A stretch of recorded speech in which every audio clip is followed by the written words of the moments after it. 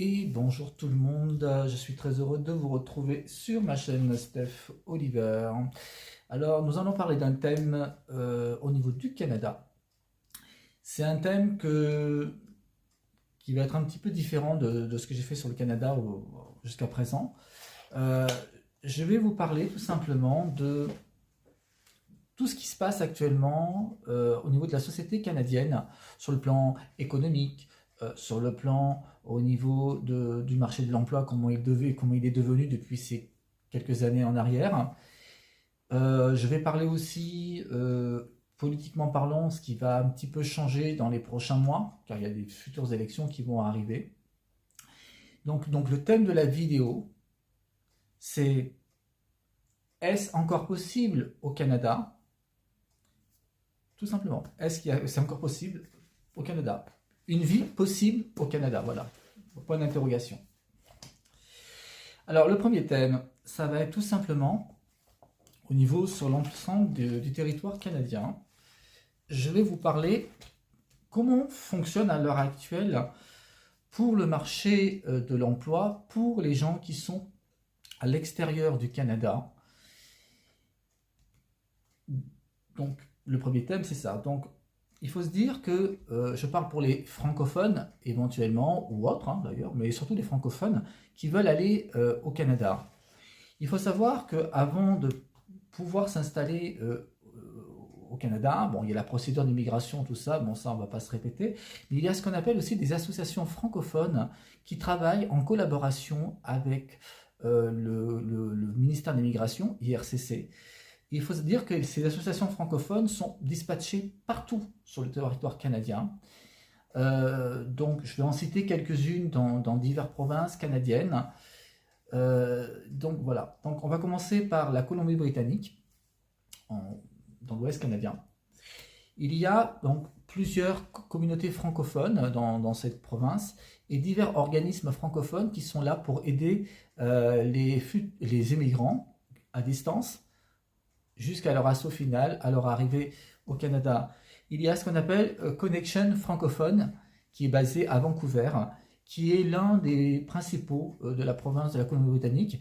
Il y a aussi d'autres associations francophones du côté de la région de la vallée de l'Okanagan, avec la Société du développement économique de la Colombie-Britannique, qui est assez intéressant pour toute personne qui a envie de travailler dans la province de la Colombie-Britannique, d'entreprendre dans la province, y faire des études. Mais c'est surtout principalement, ils sont basés beaucoup sur le marché de l'emploi et l'entrepreneuriat. La Société du développement de la Colombie-Britannique, elle est basée dans toute la province de la Colombie-Britannique, que ce soit dans les régions du Grand Vancouver, dans la vallée de l'Okanagan, dans toutes les régions, dans la partie sud, dans le nord-ouest, dans le nord-est, vers l'île de Vancouver, partout ils sont.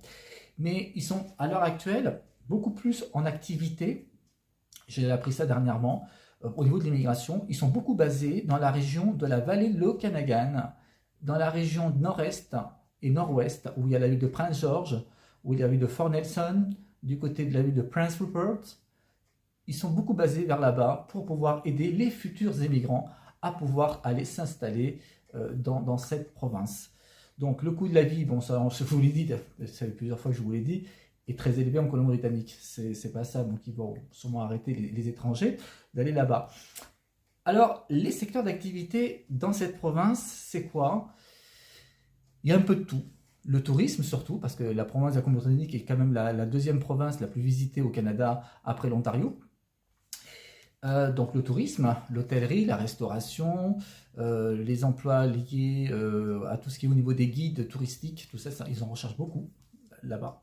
Il y a aussi dans le domaine de l'agriculture, on n'en parle pas souvent, mais l'agriculture est quand même un secteur d'activité qui regorge énormément d'emplois dans la province de la Colombie-Britannique, vers du côté de la vallée de l'Okanagan, vers du côté de la région du Fraser, vers la région du Kootenay, autour de la région du Grand Vancouver. Enfin là-bas, c'est plutôt des petites structures d'agriculture agricole hein, qu'il y a là-bas. Mais les grosses exploitations agricoles sont basées dans ce que je vous ai dit. Voilà.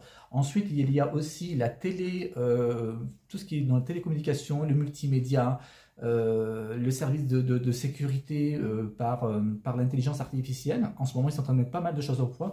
Et là, c'est plus basé autour du Grand Vancouver, vers du côté de Burnaby, Surrey, Richmond, tous ces coins là-bas. Il y a beaucoup d'emplois dans ce secteur-là. Il y a aussi, dans le domaine gouvernemental, où ils recrutent beaucoup des emplois dans les emplois administratifs. Donc là, c'est assez intéressant. Je vais vous parler d'une deuxième province qui est assez intéressante, où il y a d'ailleurs pas mal de francophones. C'est la province du Nouveau-Brunswick.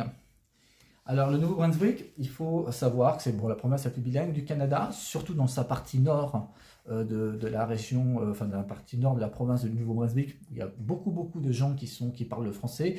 Dans la partie centrale et dans la partie sud, il y en a, mais c'est beaucoup moins nombreux quand même. Donc pareil, là-bas, il y a des organismes francophones qui sont là pour vous aider. Il y a un site internet pour l'emploi qui est Emploi NB. J'en avais parlé dans une ancienne vidéo sur ça qui est assez intéressant pour les gens qui veulent trouver du travail. Donc le domaine au Nouveau-Brunswick du marché de l'emploi, il n'est pas aussi vaste qu'en Colombie-Britannique, mais il est quand même assez prometteur, car il faut savoir que c'est une province qui a quand même un coût de la vie, même s'il augmente depuis 2-3 ans, qui reste encore très correct, contrairement au reste du Canada. Donc ils recherchent beaucoup dans le tourisme. Ça, c'est un secteur qui est en train de se développer assez fort actuellement là-bas. Il y a aussi dans le domaine, tout ce qui touche dans le secteur de la santé, le domaine de la petite enfance. Ils recherchent beaucoup des employés dans le domaine de la petite enfance, dans l'enseignement, dans le secteur agricole aussi. Le secteur agricole, il est plus basé vers la partie nord du Nouveau-Brunswick, mais aussi autour de la région de Moncton. Il y a aussi pas mal d'exploitations agricoles autour du Grand Moncton qui recrutent des fois pas mal dans ce secteur d'activité, que ce soit dans l'élevage ou dans le domaine de la pêche. Ça c'est pareil, c'est un autre secteur, mais dans la pêche, ils recrutent beaucoup. Il y a beaucoup dans l'aquaculture, ce qu'on appelle l'aquaculture. Dans le maraîchage aussi, dans ce que le maraîcher, tout ce qui en suit, là, il y a pas mal de choses qui sont en train de se mettre en place actuellement dans cette province. Ensuite, une autre province que je vais parler, qui est juste à côté, c'est la Nouvelle-Écosse, où il y a la ville d'Halifax et tout ça. Alors pareil, la Nouvelle-Écosse, ils recrutent beaucoup actuellement dans le domaine de la petite enfance, dans l'enseignement, dans la santé, dans le tourisme, parce qu'il y a beaucoup de tourisme, surtout dans la partie nord et autour de la région du Grand Halifax, où il y a pas mal d'emplois dans le secteur du tourisme, dans l'agriculture, mais l'agriculture elle est plus basée vers du côté de la région, vers du côté ce qu'on appelle de la vallée de l'Annapolis, je ne sais pas trop si je le dis bien le nom.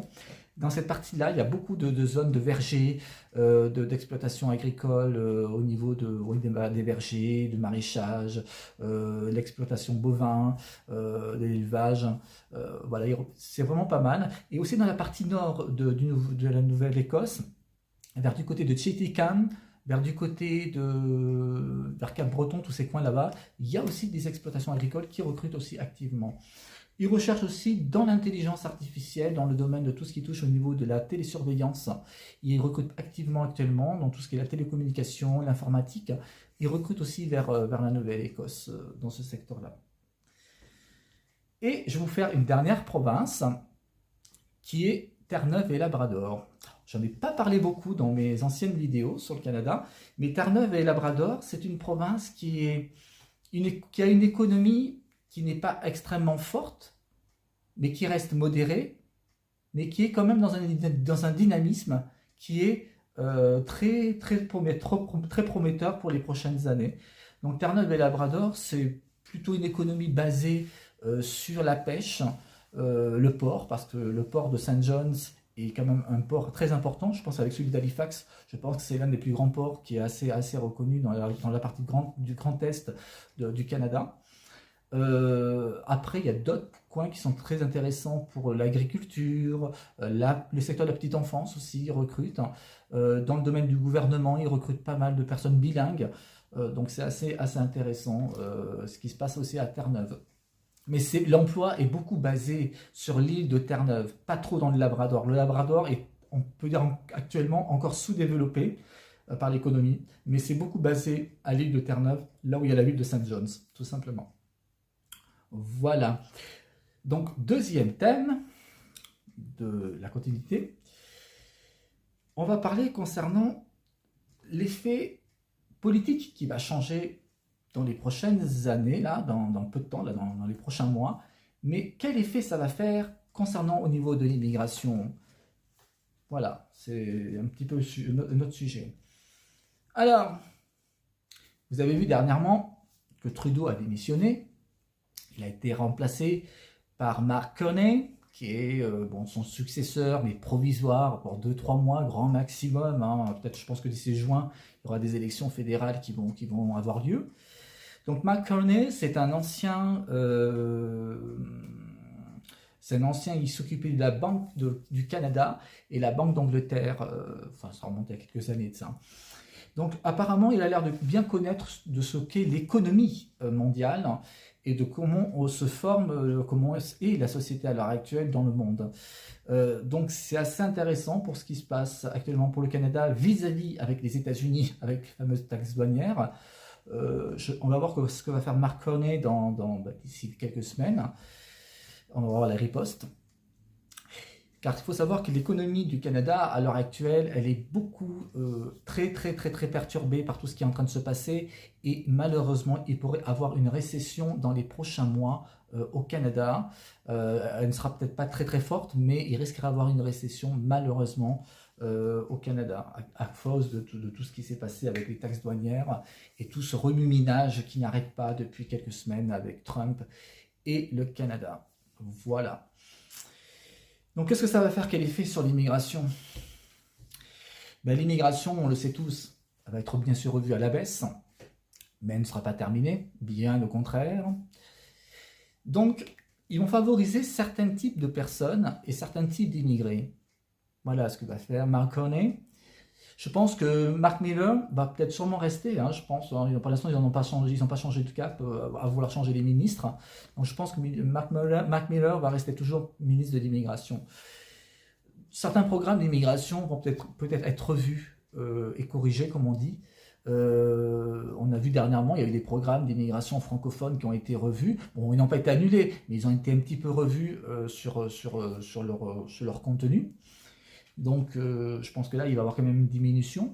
Mais ce que j'ai remarqué, en revanche, dans ces programmes, c'est que les coûts du programme pour une invitation au programme de communauté rurale et francophone sont quand même assez chers. Je les ai trouvés à 1 525 $, l'étude de la demande pour ce programme.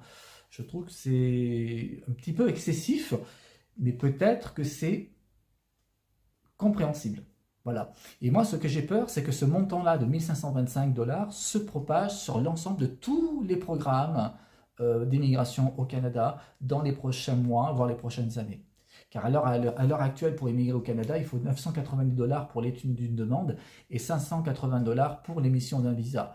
Et peut-être que tous ces tarifs-là vont être vus fortement à la hausse dans les prochains mois et dans les prochaines années. Voilà. Pour l'instant, rien n'est fait. Ensuite, donc, dans les provinces que je vous ai citées tout à l'heure, est-ce que ça va jouer sur leur économie et est-ce que ça va jouer sur une diminution de l'immigration? Temporairement, oui. Moi, je pense que ça va avoir lieu jusqu'au moins 2026-2027.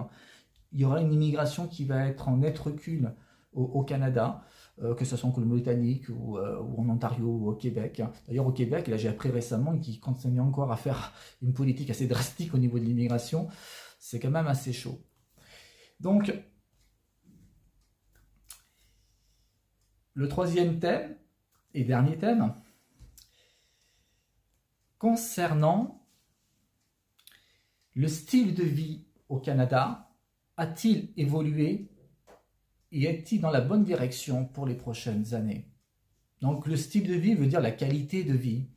Comment s'en sentent-ils les Canadiens dans leur quotidien? Comment ils pensent l'avenir au Canada? Quand j'ai vu un reportage, il n'y a pas si longtemps de ça, sur une chaîne, d'ailleurs une chaîne canadienne, où il parlait qu'il y avait beaucoup de Canadiens, mais de Canadiens de souche, de Canadiens qui sont nés sur le sol canadien, mais qui quittent le Canada pour aller dans une autre destination, car ils se sentent étouffés par le style de vie. La qualité de vie est en train de s'effriter, voilà, au Canada. Donc le thème, ça sera Fait-il encore bon vivre au Canada? Tout simplement, voilà le troisième et dernier thème. Le coût de la vie a augmenté, d'accord? Ça tout le monde le sait, depuis la crise du Covid et puis tout ça. Pourquoi ça augmente? Pourquoi tout ça, ça a augmenté? Pourquoi les taxes ont augmenté? Pourquoi la TVA a augmenté? Pourquoi tout a augmenté? Pourquoi les loyers deviennent de plus en plus chers à une vitesse grand V? Et pourquoi malheureusement les salaires ne suivent pas autant que le coût de la vie? Comment il devient? Je pense que c'est fait exprès. Parce que ce n'est pas qu'au Canada que ça le fait. En Europe ici, on a le même souci, que ce soit en France, en Allemagne, en Italie, en Grande-Bretagne d'ailleurs aussi. Même s'ils font plus partie de l'Europe. Il y a l'Espagne aussi. Enfin, l'Espagne, elle a été un peu plus robuste parce qu'ils arrivent un peu mieux à re-augmenter leur salaire. Je reviens sur le Canada. Pourquoi il y a un problème à l'heure actuelle au niveau salarial au Canada, que ce soit le salaire minimum ou le salaire moyen? Parce que je pense que le Canada, sa dette augmente.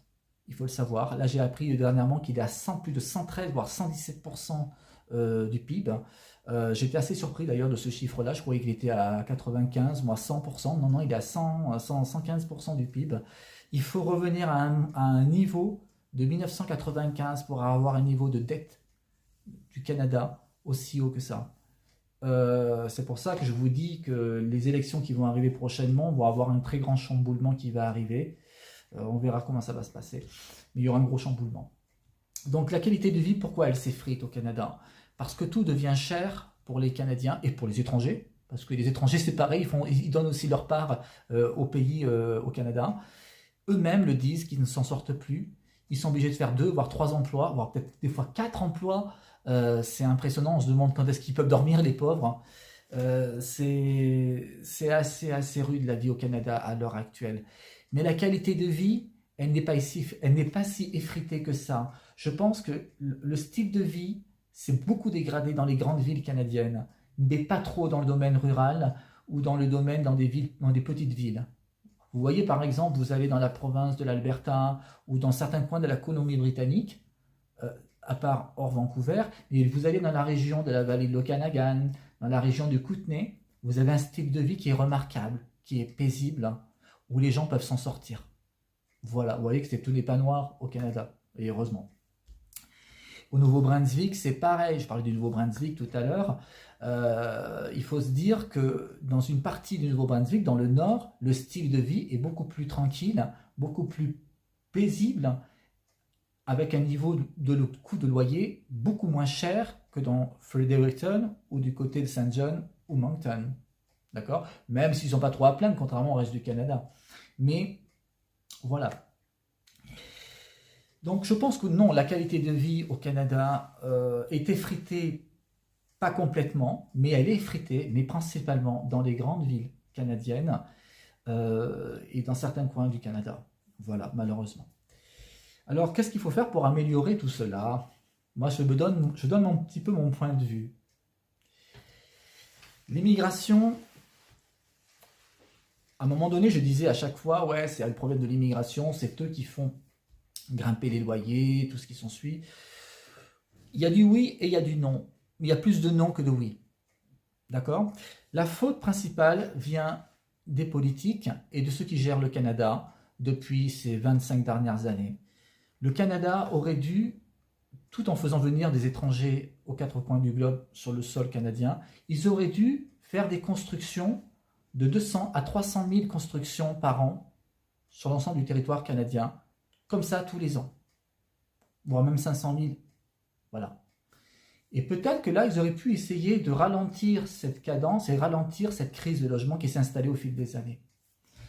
Et il faut savoir aussi qu'au Canada, l'immigration, enfin au niveau des logements surtout, ils ont beaucoup construit dans le parc privé, très peu dans des logements de ce qu'on appelle des logements à prix abordable.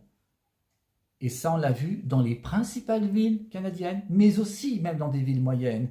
Vous allez en Ontario, vers du côté d'Hamilton, du côté de London, vers même Sudbury maintenant est en train de faire pareil. Ils construisent beaucoup de logements privés, mais très peu de logements dans le parc social et dans le parc à des loyers modérés. Et c'est ça qui bloque le fonctionnement et pourquoi il y a une crise aussi forte au Canada depuis maintenant 7, 8 ans, 10 ans maintenant. Voilà, mais le rêve canadien est toujours là, même s'il est frité un petit peu. La qualité de vie est toujours là, mais ailleurs que dans les grands centres urbains du Canada. Donc je vais conseiller aux gens, et je le fais pour moi, parce que moi je le vois aussi pour moi dans ma procédure d'immigration, qui d'ailleurs j'ai une très bonne nouvelle, hein. Bon, enfin j'en dirai pas plus, j'en dirai pour les prochaines vidéos. Euh, Allez vous installer ailleurs que dans les grands centres urbains. Ça sera mieux pour vous, les gens.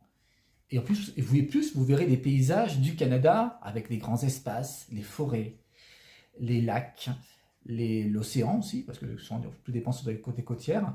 Mais arrêtez d'aller tous dans les grandes villes. Moi, personnellement, euh, franchement, Vancouver, Toronto, tout ça, franchement, ça me dit rien du tout, moi. C'est franchement, je trouve, je dis pas que c'est moche, mais franchement, je me vois pas faire ma vie dans des coins comme ça. Moi, je préfère être dans des coins paisibles. Et ce que je recherchais du Canada, c'est les grands espaces et la nature. Voilà, à proximité. Vancouver, là, on ne peut pas dire que Vancouver n'a pas. Mais le problème, c'est que Vancouver, il y a beaucoup de gens qui se sont installés là-bas et ils ne peuvent plus loger personne. C'est pour ça que les loyers deviennent hors normes dans cette province. Voilà. Donc, c'est une vidéo qui a duré un petit peu, là, un petit peu de temps, je vois là. Donc la prochaine vidéo que je vais faire sur le Canada, je vous l'ai dit dans une ancienne vidéo, ça sera sur les élections qui vont arriver au niveau fédéral. C'est prévu, je pense, d'ici mai-juin, je pense, hein. Voilà, donc je vous souhaite à tous une bonne soirée, une bonne journée à vous au Canada, et puis à une prochaine vidéo sur le Canada. Bye bye.